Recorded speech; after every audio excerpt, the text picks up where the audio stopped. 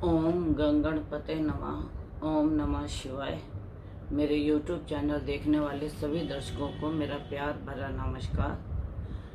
आज मैं आपको 13 अप्रैल को बृहस्पति मीन राशि पूर्व भाद्रपद नक्षत्र में प्रवेश कर रहे हैं, उसके बारे में बताने आई हूँ। 13 अप्रैल को बृहस्पति पूर्व भाद्रपद नक्षत्र मीन राशि काल पुरुष की कुंडली के हिसाब से 12वें भाव में आ रही है। इसे हंस योग कहते हैं। हंस जो है सरस्वती माँ का वाहन है और बृहस्पति का 12वें घर में आना, मोक्ष के घर में आना, ज्ञान का ग्रह, मोक्ष के घर में आना, ज्ञान को बढ़ाना, ज्ञान विद्या को बढ़ाना, और जो भी व्यक्ति काल पुरुष की कुंडली के हिसाब से अपने 12वें भाव को देखता है और अगर उसके अंदर बृहस्पति है तो वह काफ़ी शुभ कारक है। अब यह जो मीन राशि का 12वें घर में बृहस्पति है, यह मेष लगन से भी बनता है और काल पुरुष की कुंडली के हिसाब से भी बनता है। तो सबसे पहले इसकी जो दृष्टि पड़ेगी 5वीं, 7वीं और 9वीं, यह इसकी दृष्टि पड़ती है। लेकिन बृहस्पति के 12वें भाव में और बृहस्पति से दूसरे भाव में क्रू ग्रह बैठे हैं, जिसे बोलते हैं पाप कर्तृ योग। पाप कर्तृ योग में बृहस्पति पूरा शुभ फल नहीं दे पाते, क्योंकि इनके दोनों तरफ क्रू ग्रह बैठे हुए हैं। और क्रू ग्रह बैठने का मतलब, अगर किसी के ये लगन में है तो समझिए उनका दिमाग उतना अच्छा नहीं चलेगा जितना कि शुभ ग्रह के हिसाब से चलना चाहिए। तो अब इसका सबसे बड़ा योग ये है कि जो बृहस्पति है यह जुलाई में वक्री हो रहे हैं, अपनी ही राशि में यह वक्री हो रहे हैं और यह 29 जुलाई को वक्री हो रहे हैं और नवंबर 24 तक ये वक्री रहेंगे। जब यह बृहस्पति वक्री होंगे तो इनका शुभ फल का तत्व थोड़ा कम हो जाएगा। और जिसने अभी तक मेरा चैनल सब्सक्राइब नहीं किया, प्लीज़ आप उसे सब्सक्राइब कीजिए, बेल का बटन दबाइए, शेयर कीजिए, लाइक कीजिए, जिससे मेरी जो भी वीडियो बने वह आप तक सबसे पहले पहुंचे। अब जो मैंने आपको बताया कि बृहस्पति जुलाई को 29 जुलाई को वक्री हो रहे हैं और 24 नवंबर तक जिनकी कुंडली में जन्म के ग्रह वक्री हैं उनको यह शुभ प्रभाव देंगे, और जिनके जन्म के वक्री नहीं है उनके शुभ प्रभाव में थोड़ी कमी आ जाएगी। लेकिन जो यह आपको फलित बताया जा रहा है, इसमें सिर्फ सबसे मेन कारण ये है कि अगर आपको बृहस्पति की दशा चल रही है या इसका अंतर चल रहा है, प्रत्यंतर चल रहा है, सूक्ष्म चल रहा है, तो यह आपको 100% लाभ भी देगा, सामान्य फल भी देगा, और अगर शुभ नहीं है तो यह आपको कष्ट भी देगा। और अगर आपको दशा, अंतर, प्रत्यंतर, सूक्ष्म, कुछ भी नहीं चल रहा बृहस्पति का या बृहस्पति के नक्षत्र का, तो इसका आपके ऊपर 10 to 20% फर्क पड़ेगा, सिर्फ उतना ही ये आपको फल देगा। अब आप देखिए, पाप कर्तृ योग में बृहस्पति थोड़े शुभ फल की कमी करेगा। 4 जून को शनि वक्री हो रहे हैं कुंभ राशि में, और फिर शनि मकर राशि में जा रहे हैं। 12 जून को यह मकर राशि में जा रहे हैं और 17 जनवरी 2023 तक यह मकर राशि में रहेंगे। तो यहाँ पे आके बृहस्पति का पाप कर्तृ योग खत्म हो जाता है। जनवरी तक, जनवरी के बाद फिर पाप कर्तृ योग में बृहस्पति आएंगे। अब मैं आपको बृहस्पति के क्या क्या फल हैं वो बताऊंगी। देखिए, जिनके तो बृहस्पति जिस भाव में बैठे हैं, अगर लगन में बैठे हैं तो उसी प्रकार का फल देंगे, अगर कर्म स्थान 10वें में बैठे हैं तो उस प्रकार का फल देंगे, अगर नवम में बैठे हैं तो उस प्रकार का फल देंगे। तो इसके लिए आपको अपने आचार्य को पत्री दिखानी होगी। इसके लाभ, सामान्य लाभ और अगर कष्ट कारक हैं तो उसके लिए आपको अपने आचार्य को दिखा के उसका उपाय कराना पड़ेगा। और अगर शुभ फल देने वाले हैं तो यह बहुत अधिक शुभ फल देंगे, ज्ञान बढ़ा देंगे।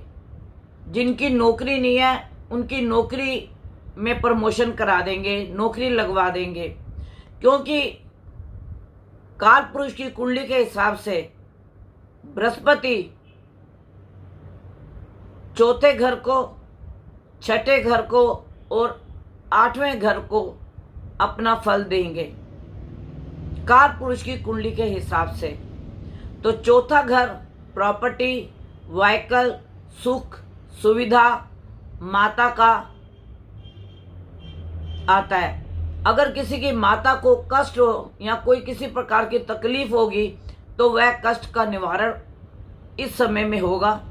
और अगर आपकी कहीं प्रॉपर्टी फंसी हुई है, आप प्रॉपर्टी ले नहीं पा रहे तो प्रॉपर्टी लेंगे, व्हीकल लेंगे, ऐसे आपके योग बनते हैं। और अगर कोई अपनी नौकरी की तैयारी कर रहा है या कोई एग्जाम देने की तैयारी कर रहा है तो उसके लिए भी यह लाभदायक है।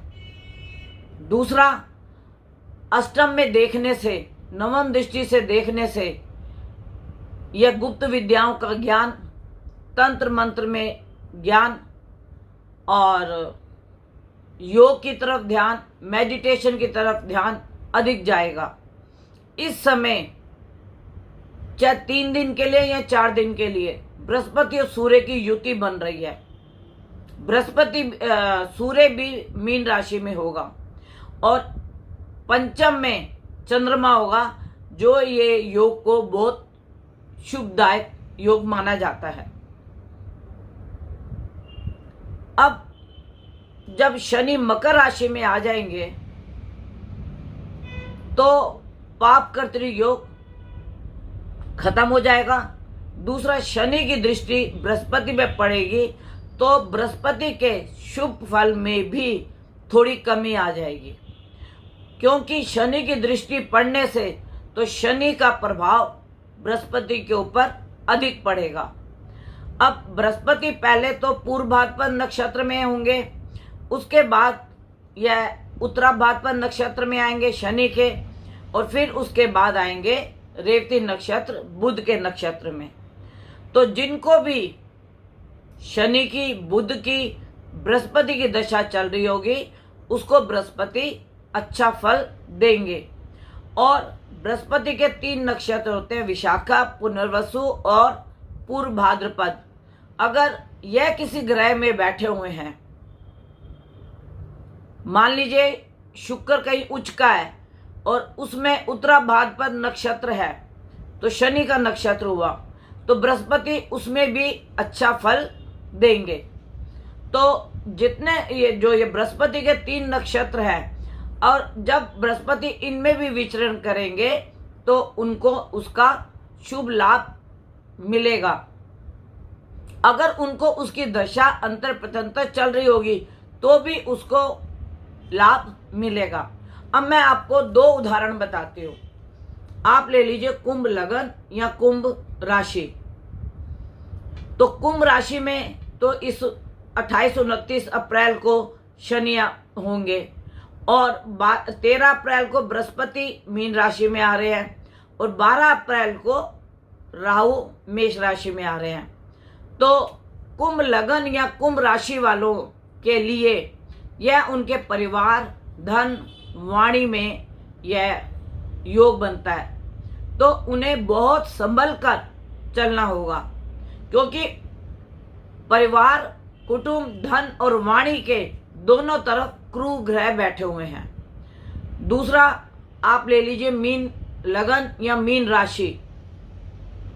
अगर आप मीन लगन और मीन राशि लेते हैं तो उसके भी 12वें घर में शनि और दूसरे स्थान में राहु। तो बृहस्पति जो मीन लगन और मीन राशि वालों के लिए है, उनके दोनों तरफ पाप कर्तृ योग बना हुआ है, तो वो अपने माइंड को उतना यूज नहीं कर पाएंगे जितना कि उनको अच्छा फल मिलने के लिए यूज करना चाहिए, क्योंकि दोनों तरफ पाप कर्तृ योग खड़े हैं। इसका उदाहरण हो गया कि एक आदमी किसी काम करने के लिए जा रहा है अच्छे कार्य को, और उनके तरफ 2 गुंडे अपनी बंदूक लेके खड़े हैं, तो वह व्यक्ति डरता हुआ काम करेगा। तो इसी प्रकार से बृहस्पति के दोनों तरफ क्रूर ग्रह बैठे हैं। एक शनि सेवक, सेवा करने वाला, और एक तरफ राहु मायावी, अपना माया जाल बिछाने वाला। तो जितने भी पाप करते योग का समय होगा तो बृहस्पति वालों को बहुत ध्यान से अपने कार्य करने होंगे, और अच्छे कार्य करने के लिए भी उन्हें जल्दबाजी नहीं करनी चाहिए। अब मान लीजिए किसी का मीन राशि कर्म स्थान 10वें स्थान में है, तो उसके एकादश में राहु हो गया और उसके 9वें भाव में शनि हो गया। तो कर्म स्थान में भी उन्हें नौकरी के लिए या नौकरी छोड़ने के लिए या अपने बिजनेस को बढ़ाने के लिए बहुत सोच समझ के कदम उठाने पड़ेंगे, क्योंकि उनके दोनों तरफ क्रूर ग्रह बैठे हुए हैं। और जब शनि मकर राशि में आ जाएंगे उस वक्त पाप कर्तृ योग कम हो जाएगा, खत्म हो जाएगा, और बृहस्पति जो है उसके ऊपर शनि का प्रभाव पड़ेगा, तो वह उस प्रकार के फल देगा। और जब बृहस्पति उत्तरा भाद्रपद शनि के नक्षत्र में आ जाएगा तो शनि की दृष्टि होने से जिनके विदेशों में काम रुके हुए हैं उनके विदेशों के कार्य बनेंगे, जिनके वीजे नहीं लग रहे उनके कार्य बनेंगे। दूसरा, जितना भी बृहस्पति उस वक्त शुभ प्रभाव देगा वह सारा शुभ प्रभाव शनि की राशि का होगा।